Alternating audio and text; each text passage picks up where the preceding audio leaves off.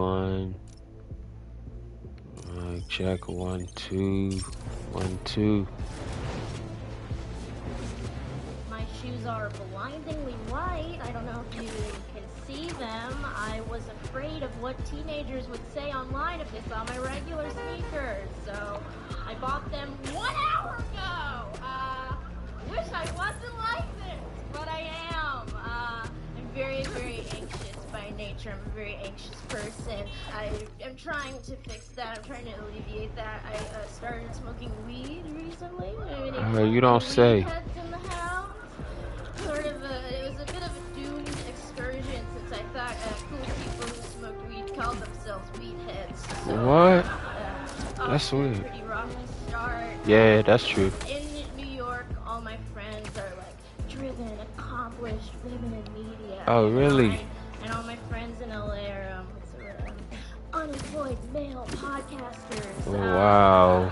So a lot of them have access to weed. And I hit one of them up, and he was like, "Oh yeah, this is great. Like, I can't wait for this.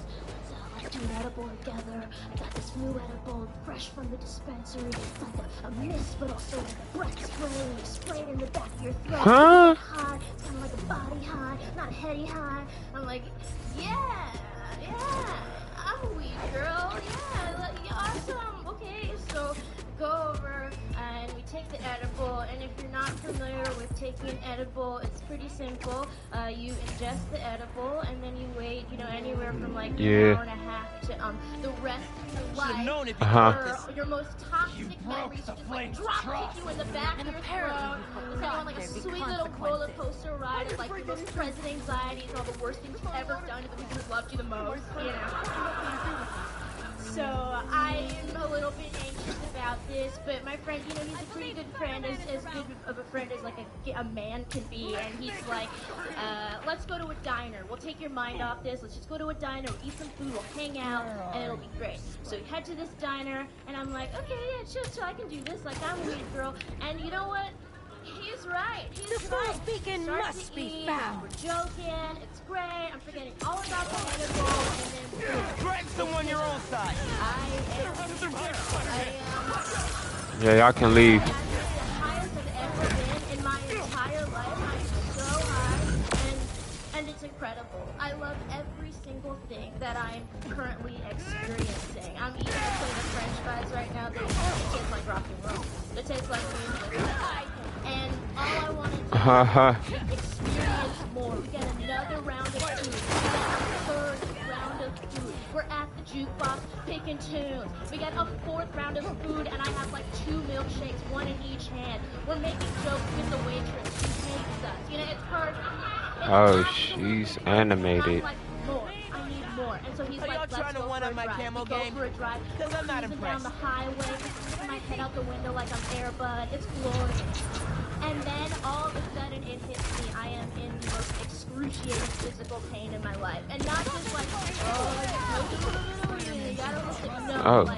chest is freaking, I'm sweating, my vision is blurry, my hands are shaking, like I feel so deeply ill. And I realize in this moment that I am experiencing cardiac arrest. And I'm sorry, people are laughing. It's actually very serious. I have a really serious history of cardiac illness in my family. But even more so, I've confirmed this because I made a Quora account while I was in the car. And I asked, is cannabis cardiac sure you don't want to bring in more help? And no one answered in 2 minutes. And so I knew that meant that the good people of Quora were leaving me alone. The rest of my own mortality. They were giving me in my last moments just a shred of music. So I face, the end like an adult. And I'm heartbroken by this. You know what I mean? Like I'm heartbroken by my own impermanence. But I'm also so sad because I don't want to die. And I don't want to die of weed. I don't want my mother to have to come and find me in the morgue and as she's weeping, just completely broken as she waits to identify me. She hears, yeah, roll her in, the first girl to die from weed. I don't want that for my family. That can't be my legacy. It's heartbreaking, and I'm spiraling out about this. I'm so anxious. I'm so sad. out loud. And I'm not just saying it to my friend, I am on the phone with first responders, and they are on their way. So my friend has to pull over in the middle of the highway. We're just like onto the bank of the highway somewhere, and suddenly I'm on the ground. I'm just splayed out on the ground, just lying down on the ground, and he's pacing because the optics aren't very good for him, right? Like if the first girl ever to die from weed is just like a black girl at the hands of like an unemployed white podcaster, you know, it's pretty brutal. That's a really brutal headline. So this goes on for some time, and then the first responders finally show up, and they are three of the hottest, physically widest men I've ever seen in my life. Three men, just a wall, so wide. And, you know, one of them comes up to me and is like, hello, ma'am, how's it going? Can you tell me what's going on? And I'm like, yeah, absolutely, it's pretty simple. I am experiencing cardiac arrest. We don't have to get into it. I can send you the link to my Quora account later. All you need to know is that I'm an avid learner. I'm well educated, and I've seen multiple seasons of the hit Fox series House. I know how this works.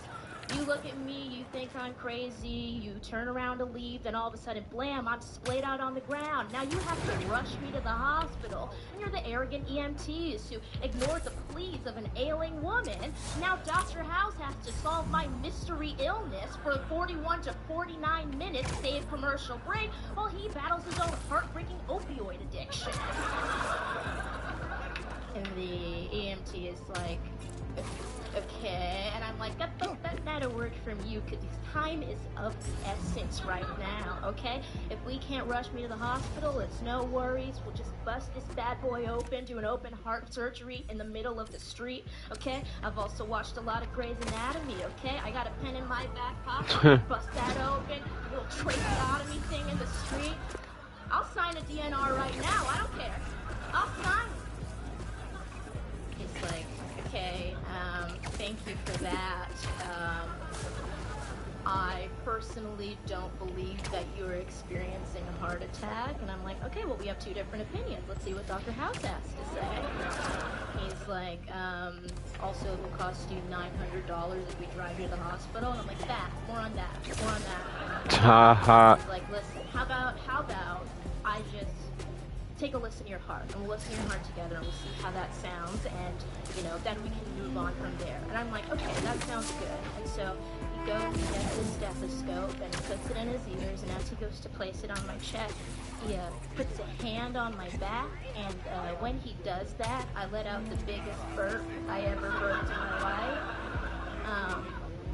I had gas. Because I ate like a high person, and he burped me like a baby in the street. This girl. See another one with her cute ass girl. Ayo Edebiri. Ayo Edebiri. If you need $100 to make it through the day, you are not alone. There's this app I love called Earn It, and with it, you can get up to $150 a day, a max of $1,000 between your payments. It's your pace, your pace. You just verify your identity, spin this bill right here, and you can move money to your bank account. There's no credit check, no mandatory fees. Get what you Looks like a bad deal to me. Let's stop it. Any side effects you should know about? Nothing you need to worry about. You might get loopy for an hour or two, but it's nothing. It's the good loopy. Yeah, well, I'll be the judge of that. Loop or lube? What type of loop they talking about?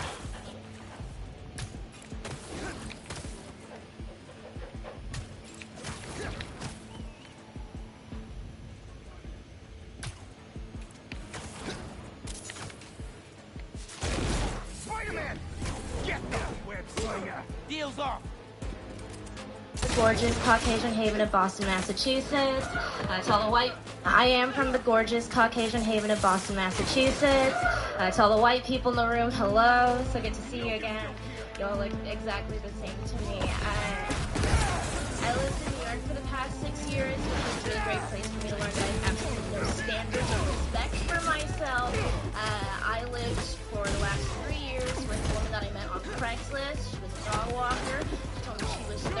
was staying with me 48 years old. 48 and she lied. But it was cool actually because there was laundry in the building. One day she asked if her parents could stay the weekend. I'm a reasonable roommate. I was like, yeah, of course, work. That weekend was stay with me. 9 months long. 9 months. I lived with her old parents for 9 months. They would wake up and boil eggs at 4 in the morning just because they could. But it was actually really cool and like moving because there was laundry in the building. It's just not the way that I imagined in my early 20s, you know? Like I always saw myself like off the coast of Greece, you know, eyes closed on the back of a Vespa, wearing one pair of jeans I'm sharing with my 4 very differently sized friends, and you know, instead it was a lot more moments of like looking down at a subway break, realizing I'm looking at a rat, also the rat is looking directly back at me. I can now tell the gender of a rat just by looking at it. He is a man. We are going out to tapas next Friday. See how it goes. I live in LA right now, which is really cool. Yeah, but I've been having a sort of a creepy problem. I can't stop running into Heim. This is I can't stop running into Heim. If you're not familiar with Heim, Heim is any 3 white women with mid-length hair who look like they were born in Urban Outfitters and raised in an anthropology. So like be on the lookout for that. I've been dating, which is really great because I'm addicted to trauma. It's a little tricky dating though right now because I had a kid. Sorry, I misspoke. I had an ingrown hair so large I had to go to an urgent care center to get it removed. There it is. Yeah, that one.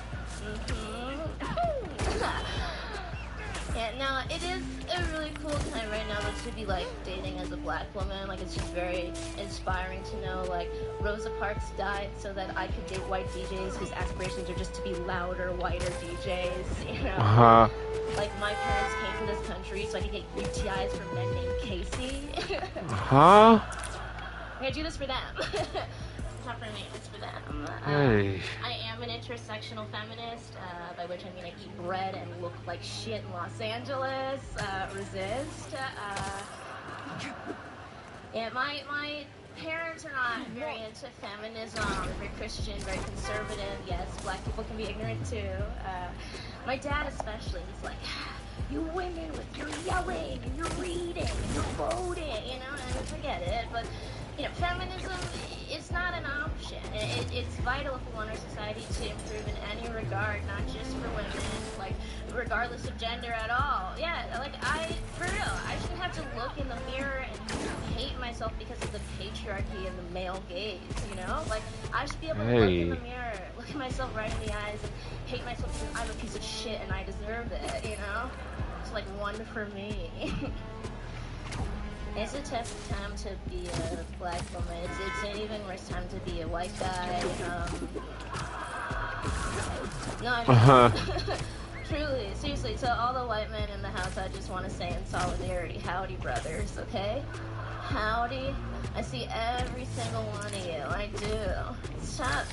White guys, I feel like you get characterized so much in the media as being, you know, very angry, very irate and violent. But I feel like the white guys that I know, it's like a lot of anxiety, you know? They're all like trying to be just like ally number one. You know, I love you, I help you, I hear you, you know, and it's like, I mean, they're all in this competition with like the wokest boy, you know? Which is also the title of the Timothy Chalamet movie I'm writing. That fight's not gonna end well for anyone. Just him and Lucas. Don't worry, I'll stay out of your way. It's 7 hours long and 824 already paid me $16 billion. Let's break it up. Eyes on target. Cool, so I'm rich now.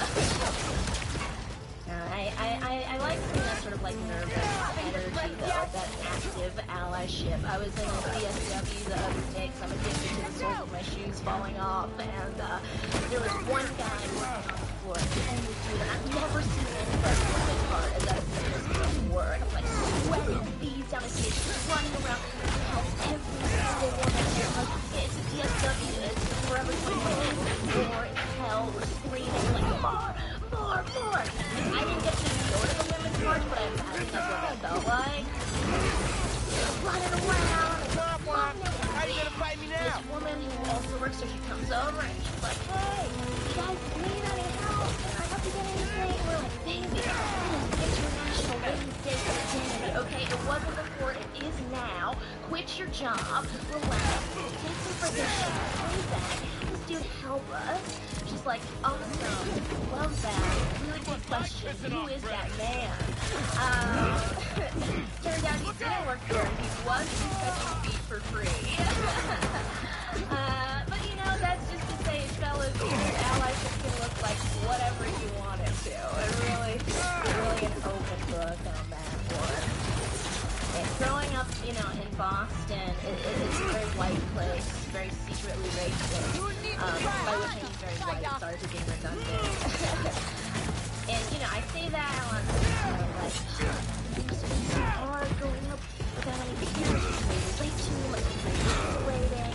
I'm like, yeah, thanks for that up. But, you know, I actually have some really beautiful, powerful memories from growing up there that just touch my heart a lot. And one that I would love to share with you is the day that I got each other's back. Never came back.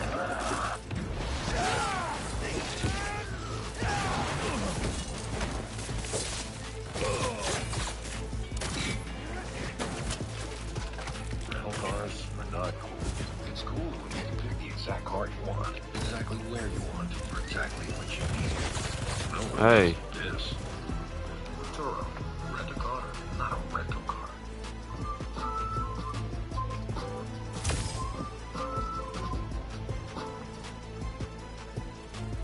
I moved here recently from New York. Yeah, I don't know how to drive. Brag. I don't know how to drive because I don't respect myself or others. So I Uber everywhere. And I had a strange Uber ride the other day. The driver was playing an EDM remix of Shakira. Shakira. I just personally feel as one artist that does not require EDM remixing. Sort of all the vocal work, all the ups and downs, they're already in there. But nevertheless, he proceeded to play that Shakira very, very loudly. And you know, I'm a polite passenger. You know, I put on my nice little woman voice. I was like, hi, sorry, excuse me, sir. Sorry, do you mind just like turning it down a little bit? Like, you don't even have to turn it off. It's so good.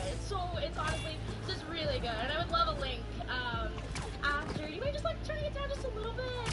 And he looked back at me and he said, no one's in the car. And I was shocked. I was so shocked. It was so rude. It was the rudest thing I heard in a very long time. You know, I'm a strong, independent black woman. I looked at him dead in his eyes and I was like, oh yeah, no worries, thank you.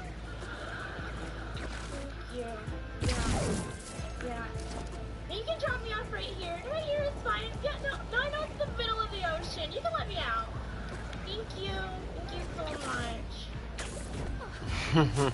She's so cute. I'm an intersectional feminist. That me. Yes, by which I mean I don't read the news, but I still tweet about it. So live in the intersections of that, resist. Everybody, it's a really strange time to be like a black woman, to just like have any identity that is like other, because everybody expects you to have the right answers for everything, and it's like now more than ever, now was the time. You have to be your ancestors' wildest dreams. It's like, I know full well I'm my ancestors' waking sleep paralysis nightmare. There's a woman in Nigeria 500 years ago who did not ask for this. Just up in a cold sweat in the middle of the night.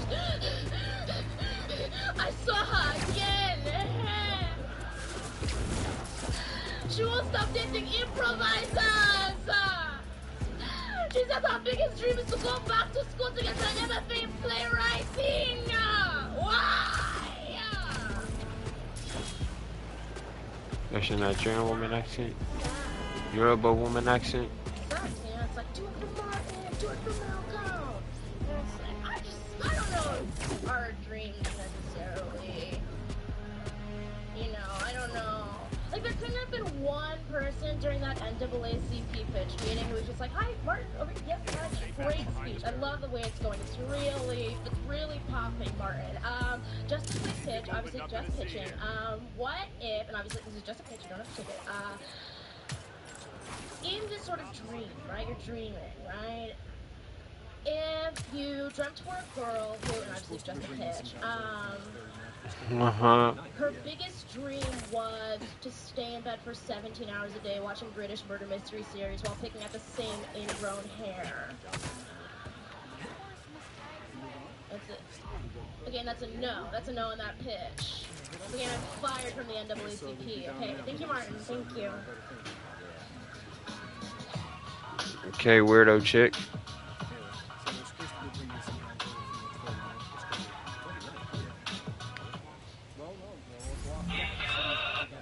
In every direction, trying to move them, towards the bridge.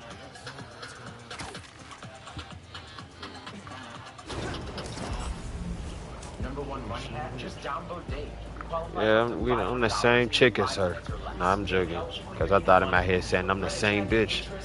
Meaning my name is Ayo Edebiri. And she is Ayo Edebiri. I am Ayo Edebiri. She's her own Ayo, I'm my own Ayo. Let's keep it as is. Let's keep it kosher. It's Ayo. Ayo Komolafe. Yeah, that's him. Me, him, Ayo Komolafe. And she, Ayo Edebiri. But both still Ayo. That's a good round of applause from them.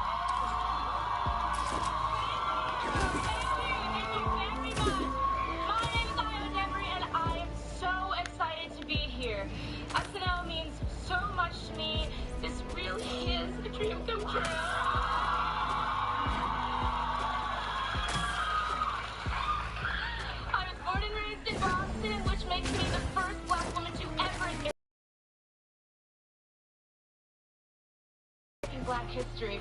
Oh, wow. No, I was raised in Boston by an immigrant family. We are both African and Caribbean, so you know what that means. I'm in therapy. There were a lot of high expectations for all of us. A lot of my cousins are doctors, lawyers, and professors. So while they were busy saving lives and teaching children, I was doing something equally noble. And what that is? Comedy shows in the backs of laundromats. Yep.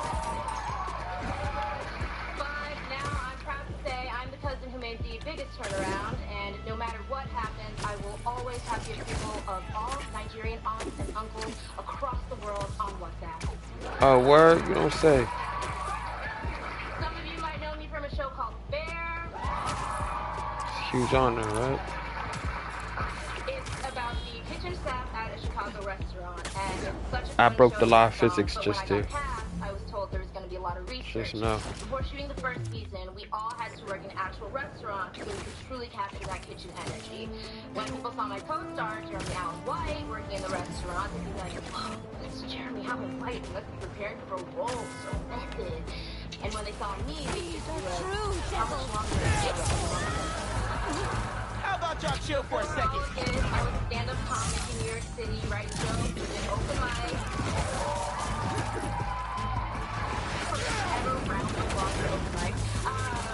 But I really always wanted to do the show, and I just had so many ideas. I actually once wrote a packet, but I didn't really have the nerve to submit it. I was typing it out. Sorry, but I'll destroy the apartment! Oh my god. Take me back. Oh, okay, yeah. This one, yeah, no, that's sketch Black Jeopardy, yeah. So I wanted to do a sketch called White Jeopardy, which didn't work for White Jeopardy. Oh, okay, yeah, and then this one, just, I love a character with a catchphrase, like catchphrases work, anybody can say them and get a big reaction, and this one was, I'm going to it, It's not that, it's not the worst, you know what I mean? Anyone can say it, a cast member, a whore, a magic Tina, I'm going to it, The Queen of England, you're like, I'm going to it,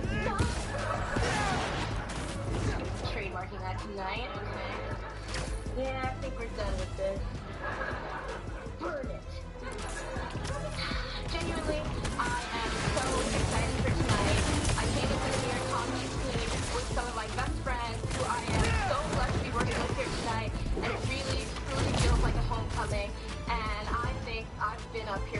now, so there's really only one thing left to say. Let's hop on to it now.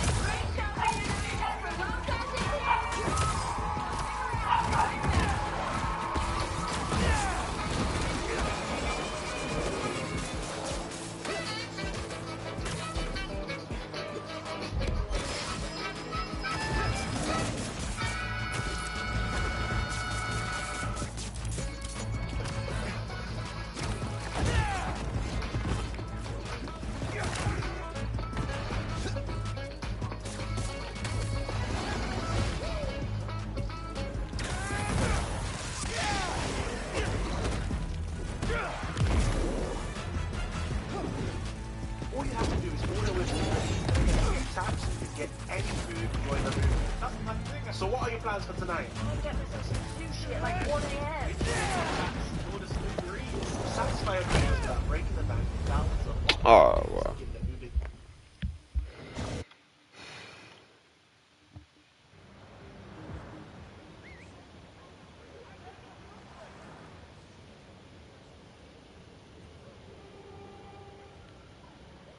Let's listen to her, Ayo Edebiri on SNL.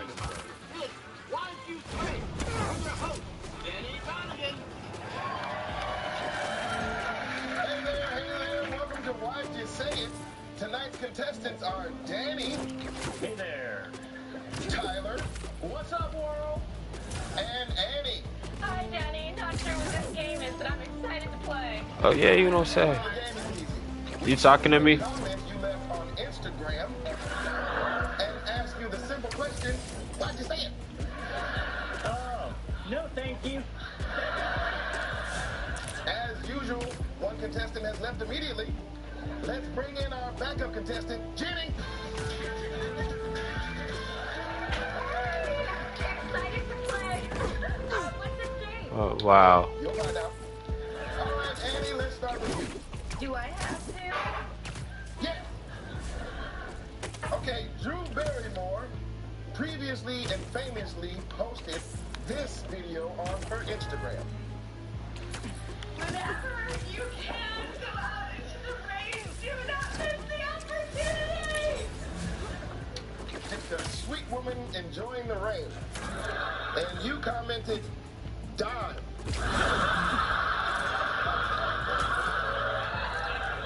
So, why'd you say it?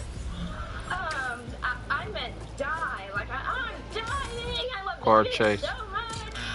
I meant slay, but I forgot the There's a word. blockade. I saw someone being happy and wanted them to feel the exact opposite. That's close, but it's not the full answer. I'm alone a lot. Some days I don't even interact with another human being, and I start wondering, am I dead? Is life even real? So I post comments that I think will get a response from someone because that's the only way to be certain I am alive. This girl is crazy. Correct. Gotta stop those hunters before they hurt I really someone. didn't understand what this show was when I signed up for it. This girl's starting to scare me. All right, next up is Tyler. I'd like to go home, All right, little spider. Can't go home. Recently, AOC No posted a weapon? picture with the caption, every good for you. American should be guaranteed health care. You commented, hot for Congress, but at a party, mid. Still smashed though. Ha. The question is, why you say it?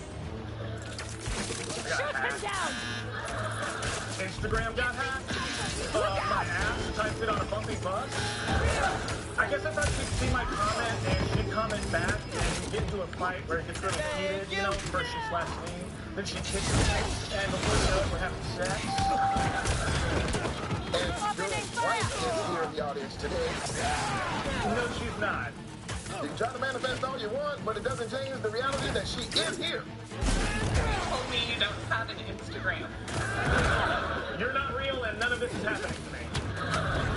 Ah.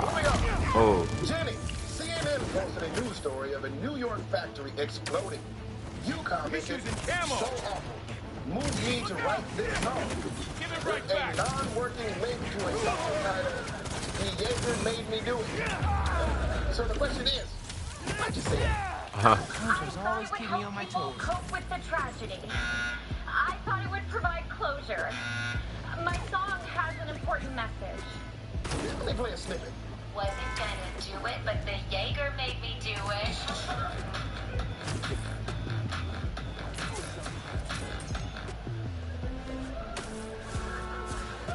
What's it? I'm 3 days from having to move back to Ohio because I spent all of my money recording the Jaeger made me do it, and it has 279 views on YouTube, and the only comment is, would smash. You're welcome, by the way. Okay, we get it. It's wrong to leave mean comments or post comments just for clout or run your mouth on a podcast and you don't consider the impact that you're 24 and stupid. But I speak for everyone when I say from now on, we're going to be a lot more thoughtful about what we post online. Alright, man, okay. Alright. Oh, that's sweet. Is what I would have said if 2 minutes ago you didn't post this comment on my personal Instagram. Under this photo of me and my 3-year-old son, you wrote what disease he had. Wow. That's cold, miss. That is correct. All right. After the break, it's round 2. Why did you comment cool under a movie trailer when you could have just smiled to yourself? Alright, Ayo Edebiri, I give you the light shine. Now you give me mines in due time. Ayo Edebiri. Ayo Edebiri. Como la fe?